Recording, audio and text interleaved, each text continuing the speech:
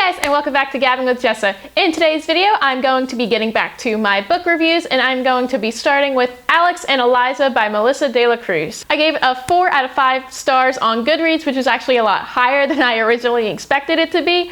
It was just kind of a book that I saw at the library on the ebook options, and I'm like, I guess I'll check this out. It sounds interesting. This is the first in a trilogy by Melissa de la Cruz about the love and life of Alexander Hamilton and Eliza Schuyler, which is completely random to me, but I am a Hamilton stan. I absolutely love the musical.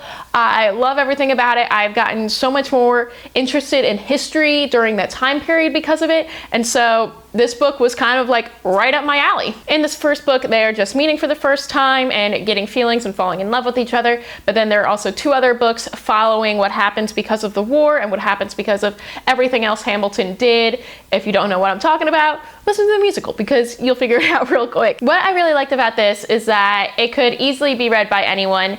It wasn't like a history book where you get bored with dates and times and people and places that you're not going to remember. That's just basically telling you out the facts, because this is a story. This is an actual story of events that happened, but also there's a lot of what Melissa de la Cruz put into it herself. So not everything is going to be happening the exact same way, because there's not really any way of knowing that, of what really happened during that time period, because it was 300 years ago. This story just makes it a lot of fun to read about what could have happened. Now, this was a different kind of genre for me because I don't usually read romance unless it's maybe like a little bit of romantic comedy. I don't go out and look for books strictly about romance. Usually the romance is just kind of thrown in there. And I also don't read a lot of historical fiction either. So this was a brand new book for me for many different angles, and so I was excited to get into it. I didn't really know what to expect, and I got a lot more out of it than I thought that I would. Like I said before, the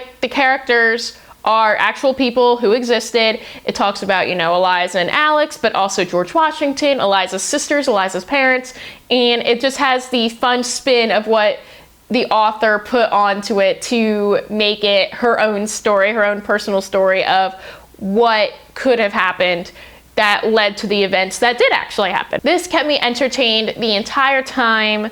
Like I said, I wasn't expecting to be entertained the entire time, but I was. For some parts, I was also on the edge of my seat because I wasn't sure what was going to happen, and it was a lot of fun. There are references to the musical Hamilton, so if you are a fan like I am and you are looking for something like that, that is definitely included in this. You're not going to have to worry about being lost or not getting that Hamilton fix.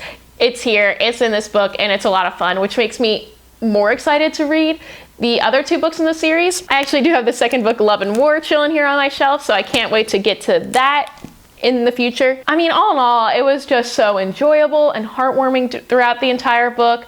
I had a smile on my face the entire time reading it. I, at some points, couldn't put it down. However, it was kind of slow in the beginning. It did take a little bit to get into, but once you hit kind of like a few chapters in, like the middle of like that first act part, I think that it does completely take off. I think that it does have a lot of fun with what could have been and what happened, and just the personal spin on it the author took. And overall, it just made me really excited just to continue on with the series. Also, what I really liked about this is that it is written in modern language. So it's not really the old-timey talk that they had back in the 1700s. So like I said before, this is something that can be read by anyone because it's written in modern language, so it's easily understandable by anyone who wants to pick this up. It can be read by a middle grades. I can easily see it being read by someone in middle school because, again, it's not that scary, it's not that graphic for anything, and so someone